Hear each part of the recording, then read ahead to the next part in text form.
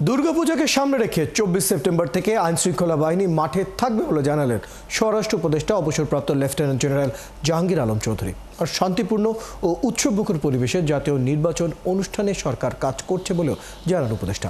সচিবালয়ে আইনশৃঙ্খলা সংক্রান্ত উপদেষ্টা পরিষদ কমিটির বৈঠক শেষে এসব কথা বলেন তিনি। শারমিনের রিপোর্ট।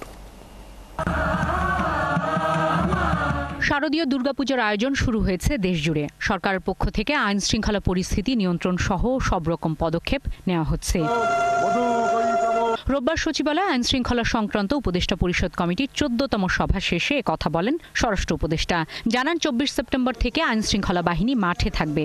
নাশকতা চেষ্টাকারীদের বিরুদ্ধে কঠোর ব্যবস্থা নেওয়া হচ্ছে হুঁশিয়ারি স্বরাষ্ট্র উপদেষ্টার। 24 তারিখ থেকে আমাদের আইন শৃঙ্খলা বাহিনী ডিপ্লয় হয়ে গেলে এটা আমাদের একসাথে, বাট এখনও আবার শুধু ওনাদের দেখা তা না, বাট এই ভিতরে আমরা এখন ইনস্ট্রাকশন দিয়েছি যে আমাদের যে থানা পুলিশ রয়ে গেছেন, তারপরে র্যাব, বিজিবি, আনসার এরও এখনও পেট্রোলিং করবে, বাট অন গ্রাউন্ড ডিপ্লয় হয়ে যাবে হলো 24 তারিখ। ছোটোখাটো দিয়ে একটা ঘটনা ঘটতেছে না, আমি অস্বীকার করবো না, ঘটতেছে, বাট ঘটার সাথে সাথে আইনানুগ ব্যবস্থা নেওয়া হচ্ছে।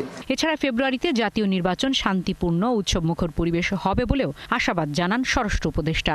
নির্বাচনটা খুব শান্তিপূর্ণভাবে এবং উৎসবমুখর হবে। এখন অনেকে অনেক কথা বলবে, তারপরে তাদের ওই একটা সলিউশনের ভিতরে আসবে। আর ওই নির্বাচন যে সময় আসে, আপনি দেখবেন যে ইভেন ইউনিয়ন পরিষদের যে সময় নির্বাচন উপর, সেই সময় ছোটোখাটো দিয়ে একটা ঘটনা ঘটে, বাট আমরা চেষ্টা করতেছি যেন এই ছোটখাটো ঘটনাগুলি না ঘটে। নির্বাচনে তৃণমূলে ছোটখাটো নাশকতার চেষ্টা থাকে, সেই চেষ্টাও প্রতিহত করা হবে বলে জানান স্বরাষ্ট্র উপদেষ্টা। শারমিন নীরা, ৭১, ঢাকা।